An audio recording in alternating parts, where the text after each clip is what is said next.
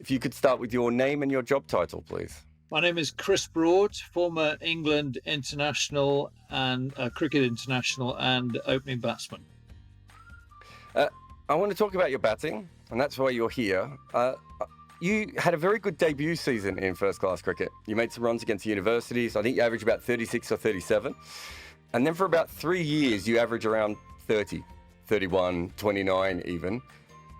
Take me through that. Was that teams working you out, do you think, a little bit? Or just bad luck or bad pitches? Or what happened back then? I'd like to think that you jump straight into first-class cricket and become a perfect player right at the start. But that doesn't happen, rarely happens, I think.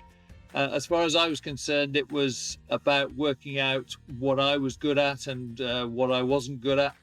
And, averaging 30 is not bad. It's not great, but it clearly wasn't going to be, searching international honours at that stage. So I think the first 3 years were just basically finding my feet. You moved to Nottingham. How many years into your career was that? So 5 years into my career, I decided that I was stagnating a little bit at Gloucester and needed a new challenge.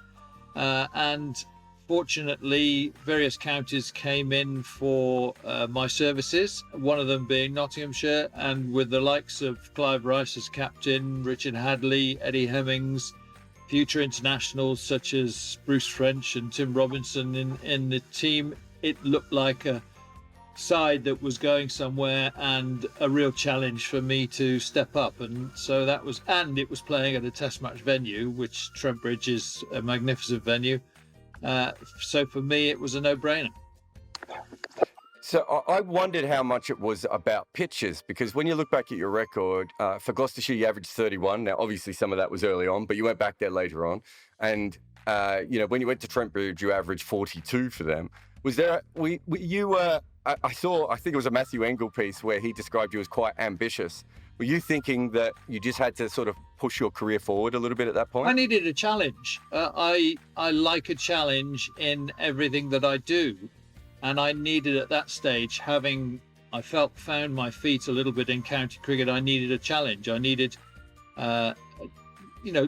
to be looked at as being something better than I actually was at that particular moment in time. Trent Bridge was renowned in those days as being green and good pitches for fast bowlers, but actually they were good pitches. They encouraged spin.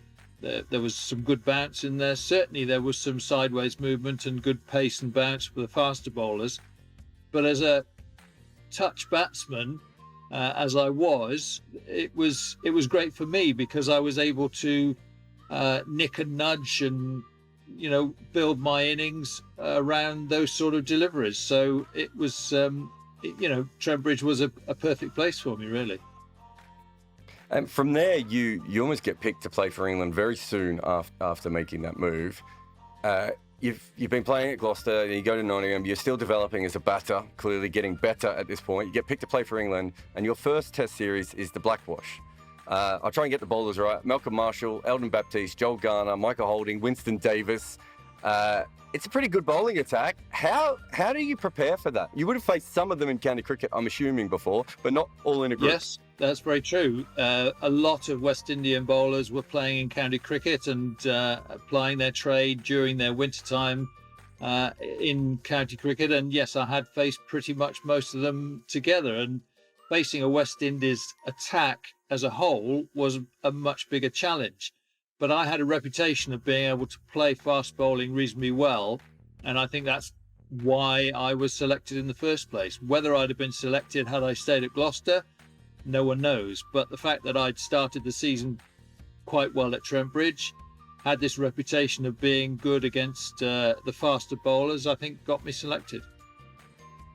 Malcolm Marshall dismissed you 5 times in Test cricket, and I was doing a piece recently on R. Ashwin and how he's ruined left-handers' careers. So Steele Van Zyl I think Steele Van Zyl averaged about 40 in Test match cricket and 3 against Ashwin.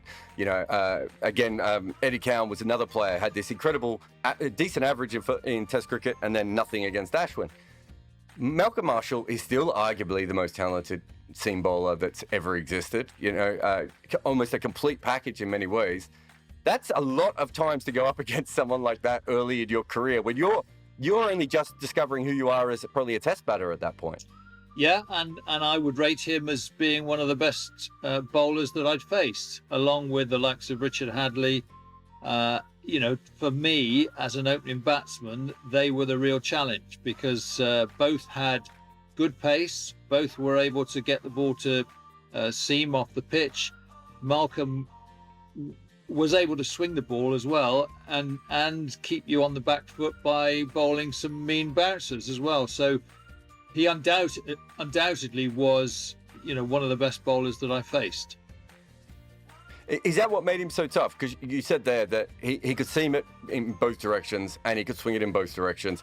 But, as good as Richard Hadley was, probably batters weren't as worried about being hit. And also because Malcolm Marshall was a little bit shorter, a bit like we saw with Dale Steyn, when he bowls the shorter ball, you can't really get out of the way of it because it skids. Was that the package, or was there something else specifically that made him tough? He was aggressive as well. I played with Richard Hadley and, I got on quite well with Richard Hadley. I didn't know Malcolm Marshall, and he had that aggressive look about him, which made you think this bloke is after my head. And so it was a real challenge to play against him. And as I said right at the start, I enjoyed a challenge. So yes, I faced him a number of times, got out to him a number of times, but I also scored 1 or 2 runs against him as well. So it was a great battle. So English cricket at that stage was fairly unprofessional. Obviously, the county system was a little bit more professional, but you were loaned to the England team to play. I think you averaged about 20 or 22 in that Blackwash series, which, it's called Blackwash, so, we're not bearing the lead of what happened to England in that particular series. But what do you do as a professional at that stage? What sort of system is there to say you've just gone up against one of the greatest teams of all time and one of the greatest bowlers of all time? We haven't even mentioned Joel Garner, who I think even has, is almost as good again. What do you do about your game? Because if you go back to county cricket, it's not really a like-for-like situation. So how do you sort of develop from there on in? You say that.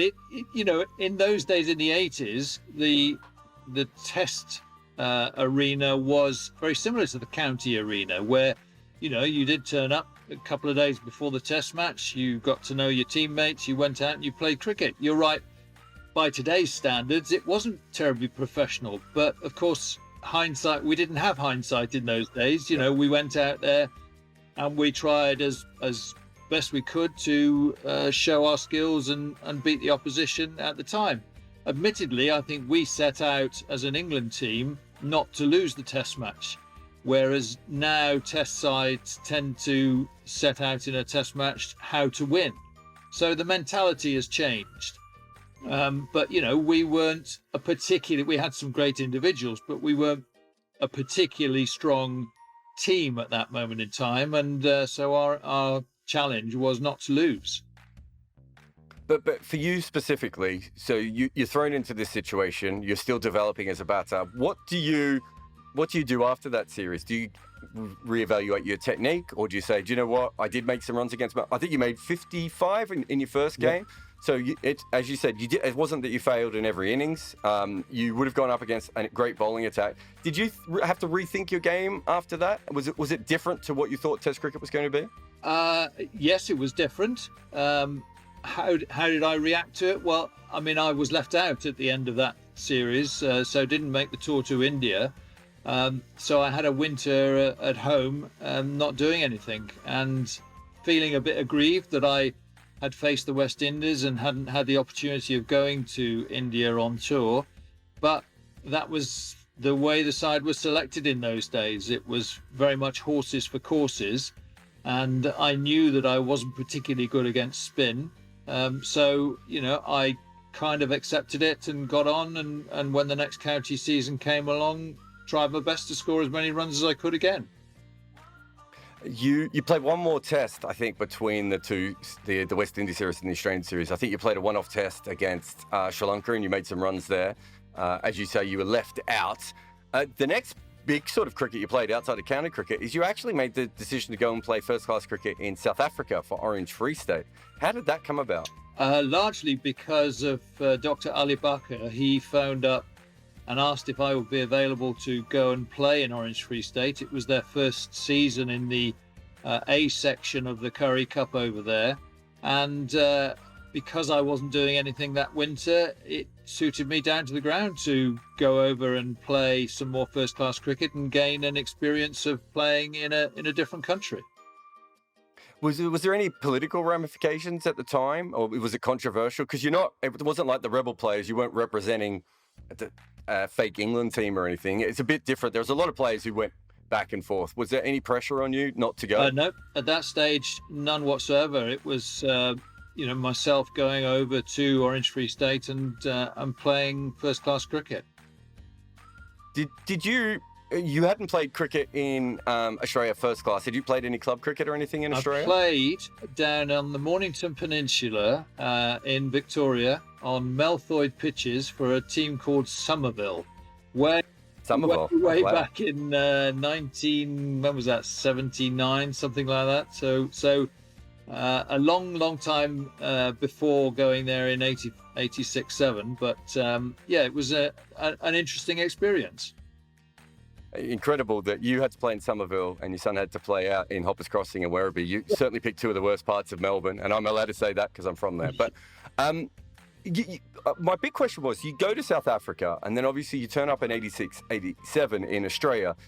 Did you feel a little bit more comfortable? Because obviously English pitches and playing very fast bowling is completely different to playing it in South Africa or Australia. Did that South African journey sort of really help you? I know you already said you're a good player of quick bowling, but this is a slightly different situation again. I think over the years, having played on various different surfaces against various different attacks, it gives you the experience required to play in different venues. And I think having been to Australia before, left under a little bit of a cloud. I was looking forward to going back to Australia and actually scoring runs and doing as well as I can against an Australian team, which initially was in transition after they had lost a few players to a South African rebel team as well.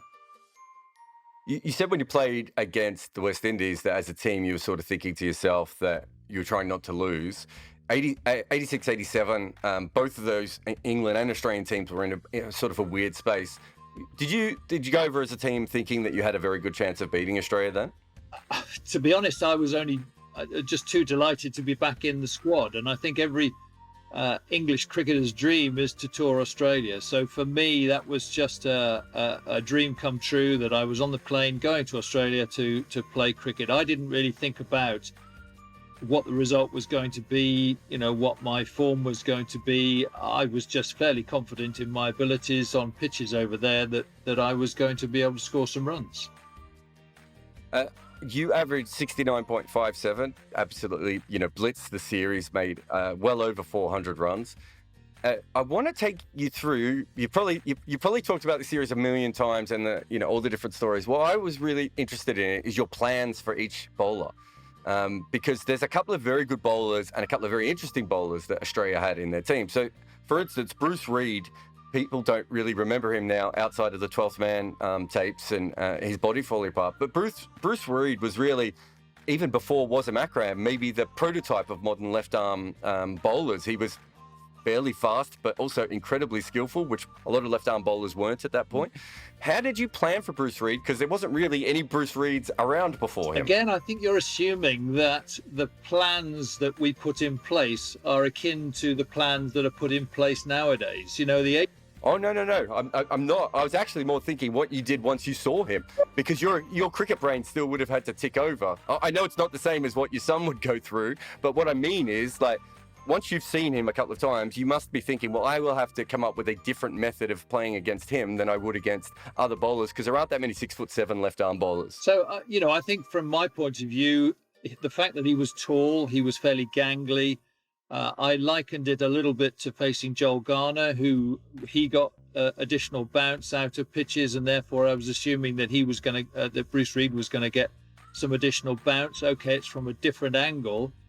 But you still had to be able to cope with someone who who was going to get a little bit more bounce out of the pitches. He didn't swing the ball very much, so that was in my favour. And I think all left-handers have a little bit of advantage in that there were more right-handers facing the left armers, and therefore my strength being on my legs, every time he erred in line, I was able to work him through the mid-wicket area. So, I felt leaving the ball, I was always one who wanted the bowler to bowl to me, and if he bowled the ball outside the off stump, I believe that was wasted energy on his part, so I would leave it alone.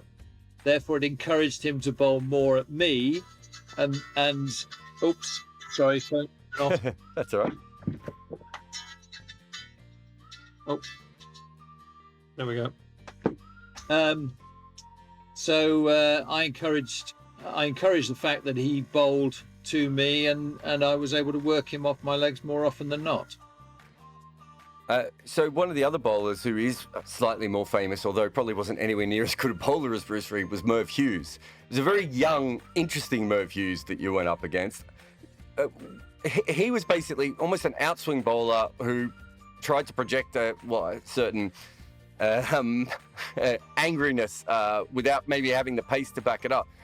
In some ways, he was almost like a traditional English bowler, but like with more Australian anger sort of put into him. Is that a fair way that you sort of came across him? Yes, I think so. But again, he was very early in his career and hadn't built up the confidence that we would see in years to come, and therefore, tried to be aggressive on the field, verbally as well as bowling wise, without having anything to back it up. And sure enough, in a couple of years' time, he was much more confident and a much better bowler, and was picking up wickets on a regular basis. It was very early in his career that he faced us on this 86-87 tour. When you faced him then, and I think he took his wickets at around 40, so he didn't particularly have a lot of success. Did you think that in the next couple of years he would, be torturous to England batters, or were you thinking he was more hot air at that point? To be honest, I wasn't projecting forwards at any stage. I was focused very much on this particular series and, trying to do as well as I could against the bowling that was in front of me. One of the other, it's remarkable when you look at the sort of personalities from this particular Australian team. One of the other players was Greg Matthews, who you went up against. Now, he's an off spinner and you're a left-hander. He would have been at least hoping to have some success against you. I don't think he took very many wickets at all in this series. Again, he would have been, I assume, quite vocal, as he tended to be. Why? I don't think you even got dismissed against him. Did you find him particularly easy to face, or? When you look at the pitches that we were playing on, Perth hardly moved off the seam, or as a spinner off the pitch at all. Adelaide was very flat. Melbourne he played in, but of course they didn't get enough runs in the first innings, so we, got a fairly big advantage and didn't bat in the second innings. And then I think he was left out in Sydney, where Peter Taylor came in and he got wickets. So, it was a funny one from Greg Matthews. Afterwards I got on really well with him, and I've had a good friendship with him ever since. But yeah, he was an interesting character on the field of play. Just a nice guy. And the other sort of main bowler that Australia had was Peter Sleep, which was the leg spinner. It's funny that you say that the pitches weren't in favour of the spin bowlers, because Australia went with three spin bowlers in the series, as you mentioned. Peter Taylor came in surprisingly for that last test. Peter Sleep, I've always thought, had one of the most interesting actions of all time. There were so many moving parts coming in, but he was also a very, very good bowler, and obviously went on to be quite a good coach in South Australia as well. How did you find facing someone like him? My strength is not against spin, as I've pointed out, but as a leg spinner, I felt I didn't read him from the hand. I read him basically as the ball was coming down the pitch, so tried to work out which way the ball was going to turn. And actually, I found him relatively easy to read. That doesn't mean to say that I'm going to come dancing down the pitch and smash him all over the place, because I can read which way the ball's going to turn. Again, I was a nicker and nudger, so I was able to play the ball off the pitch, knowing roughly which way the ball was going to turn. So he didn't scare me a great deal. And you know, again, the pitches, although they turn more for a leg spinner because they put more action on the ball, it didn't really bother me that much when he came on to bowl. It was interesting when I went through the series. The bowler that dismissed you the most was Steve Waugh, who's probably the most almost traditional English bowler that Australia had in that particular lineup. But I'm assuming that's just because he was coming on at third and fourth change, and you already made runs by that point. That particular series, it's why I want you on the podcast. There's obviously a very good podcast series that you're on at the moment, about that 1986-87 series. Well, and I'll mention that in the intro and the outro. But that became sort of the high point of your career. You went back to Australia, didn't you? And you made another 100 another time as well. But it's almost like your batting was really suited, I would assume, for Australian and South African pitches, maybe more so than some of the other pitches that you played around the world. Not just because of the spin, but maybe just as a general rule. Is that fair to say? Yes. I didn't score 100 in international cricket in England. And you would have thought, being an Englishman, I would know the English pitches better than I would know the overseas pitches. But you're right in your assessment that I actually preferred the pacier, bouncier pitches overseas than the sort of more green seaming type pitches in the UK, because I think it's down to technique. My technique wasn't great. It was okay. I didn't enjoy the ball moving around as much or that much. So with the Australian and South African pitches, it didn't move around very much, and I was able to get away with a certain lack of technique, I suppose. And that was, as I said, that's kind of the high point of your career. You end up averaging 40. I think your test average is actually higher than your first class average. Usually when that happens, it means you either pick too late or you were dispatched off too early. I think in your case, it was quite clearly that you were dispatched off too early. There was, if you look at what happened with English cricket from that period on, it wasn't like there were a lot of guys out there averaging 40 with the bat in Test cricket. Obviously, you did have a bit of a form dip towards the end, but even so, it's always come about that has a lot to do with the way that you behaved, like you knocking the stumps down in Sydney, and other moments where you showed dissent. Do you think that is a legitimate reason why England moved on from you, your behaviour at that time? It's difficult to know. I think we can all pick and choose players that we would have in teams, and they would vary massively. I think, as I said earlier on, the selectors were very much in a horses for courses type selection policy at that time, and it was really only David Graveney some years after I left the scene that decided that they would pick certain players and stick with them for a really good period of time. My Test career was blighted by being selected and maybe not scoring as many runs as I would have hoped in 2 or possibly 3 matches, and then getting left out. So listen, whether my temperament, my passion for the game got the better of me and in the selectors' minds is a moot point and difficult to judge, really. And when you look back on your international career, do you think that you were fulfilled, or do you think that it was frustrating? You talked about coming in and coming out and maybe not getting longer runs. I think had I worked at my game like a Graham Gooch worked at his game, I could have got better. I could have played more matches. I'm just delighted that I actually made it to the international level, the England level, and played for a number of years at that level and had some success at that level. So, I can't decry the fact that I got left out. I just enjoyed my time at that level. Beautiful. Just one last question. That Graham Gooch point is very important because obviously he went on to make himself into this incredible player. In some ways he changed modern batting with the backlifts and all these different things. Do you feel like you played the game and perhaps maybe, you had the ability to do more? And, did you feel that it was, more of a job?